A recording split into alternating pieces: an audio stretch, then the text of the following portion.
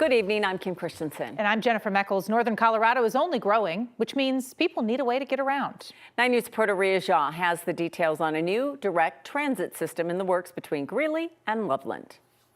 The lack of public transportation between Greeley and Loveland. We have so many people that commute back and forth. And when you get on I-35 at the 25 intersection at a time of day when a lot of people are there, is an issue. Road rage comes to mind.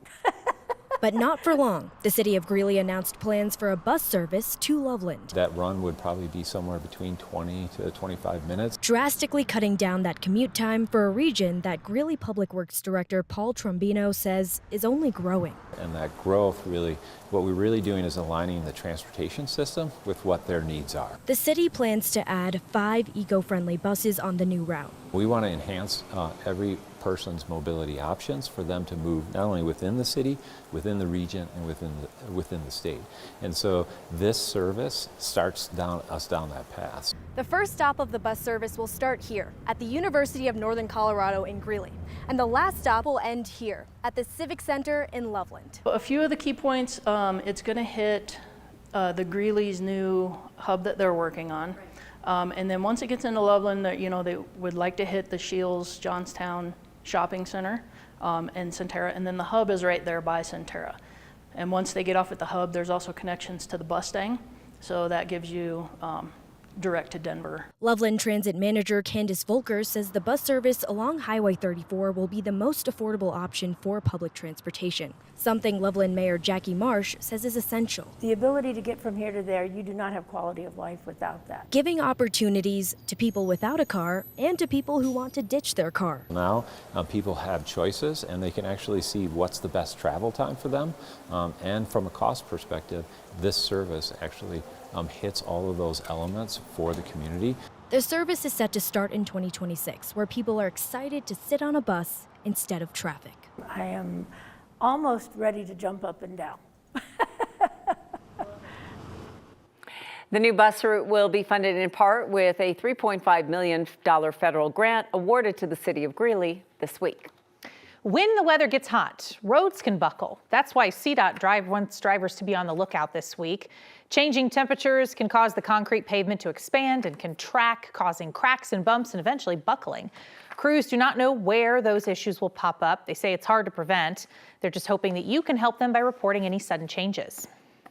If it's a road that you drive, pretty consistently, if you see unusual cracking or just a change in the pitch of the roadway, a big bump that wasn't there, the day before, it's that sort of thing that folks would be looking out for.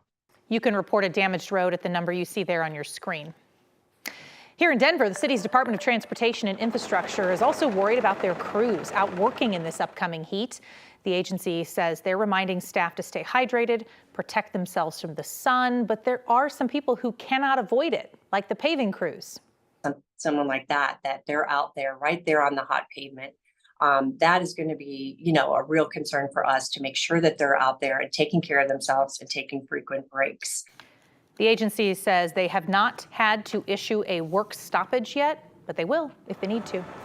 Extreme heat makes a firefighter's job even more challenging. Take that from Adams County Fire. They responded to a report of a smoke coming from an apartment this morning on Zenobia Circle near Hidden Lake. They evacuated everyone. No one was hurt. Keep in mind, though, they're doing difficult physical work with 40 to 50 pounds of gear on. Adams County Fire says their crews stay prepared for whatever the temperature may be. Anytime that we get up into elevated temperatures, we try and monitor our people. All the firefighters are very well aware of the heat index, and so they watch each other's back, make sure that they're keeping an eye on each other. And Chief Gardner says they stay hydrated. That's a big part of keeping the firefighters safe from the heat. Kathy, I can't imagine doing something with extra stuff right now. I know. And just staying hydrated only goes so far, right? It's just dangerous level heat this week. Yeah, and it's unusual, Jenny, that we're headed for 100 degrees, and not just on one day once over the summer, but 3 days in a row early in the summer. And so seeing excessive heat like this, we're going to put advisories out for that just to help people kind of prepare and look forward to what's coming so that they will be able to take care of their families and their pets and just themselves when you're out and about doing what you need to do during the day. Our temperatures cooled back. We were 93, we're down to 80, but still 80 degrees in Denver at 9 o'clock in the evening. The big dome of high pressure off to the west is sliding to the east. The hottest air will be coming in later this week. And we're tracking some isolated storms tonight, but they're along the foothills with wind and lightning and not the beneficial rain that we need. So the story is the heat wave and the potential for record highs. And Denver will go under a heat advisory Friday, Saturday, and Sunday for highs 98 to 103. I'll have more on the timing and impact of this coming up.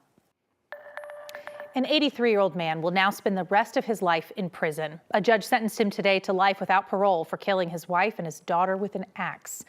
A jury found Reginald McLaren guilty of first-degree murder, among other charges. He killed his wife and his daughter back in March of 2023. Initially, McLaren told Inglewood police he planned to kill them to prevent the family from becoming homeless after he lost his job. But during trial, evidence showed the family did have money. McLaren got 2 back-to-back life sentences. A teacher was arrested after he was accused of inappropriately touching students at a middle school in Fort Collins, and police believe there could be more victims. Back in April, staff from Poudre School District reported accusations to police involving Evan King. The 50-year-old had worked as a teacher and assistant track coach at Lincoln Middle School for nearly 9 years, but Poudre Schools tells us the charges, they stem from reports of behavior during the past school year. A 4-month investigation found 2 girls who were victims and multiple student witnesses, leading to King's arrest yesterday.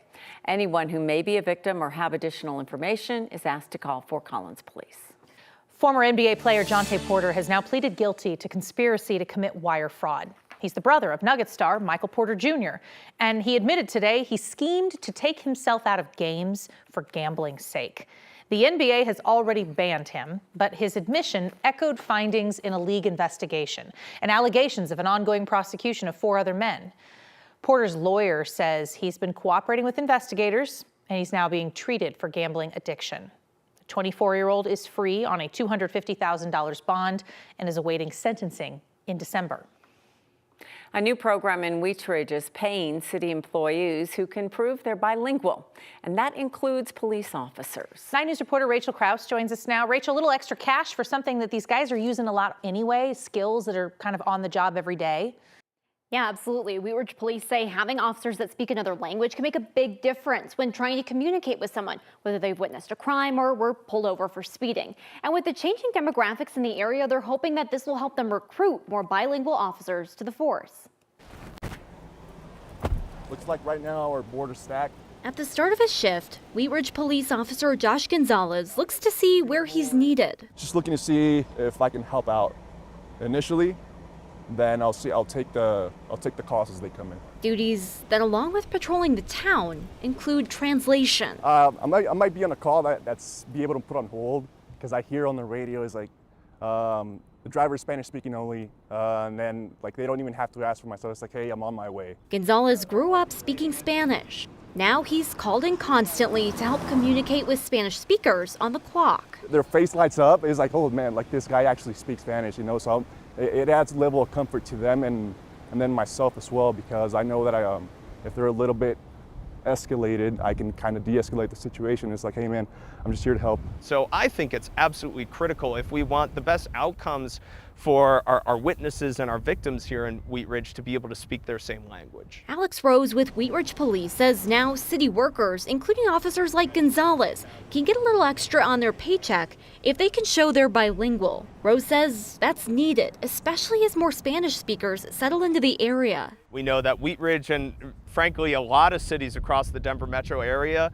the populations are changing, and for us as a police department, it just helps us get on the same level as the people that we are serving. Having a person there to actually translate that can actually, you know, say what they're trying to say helps out a lot. So there's a huge need right now for officers that speak Spanish. Gonzalez says he's proud to help bridge that gap in serving the community here. It makes it feel like you actually play a role here, and then you serve a slightly higher purpose.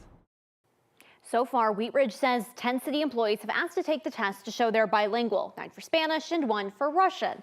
3 of those who've passed are police officers, including Officer Gonzalez. And depending on their skill level, they can get an extra $100 to $150 a month added to their paycheck. Rachel Krause, 9 News.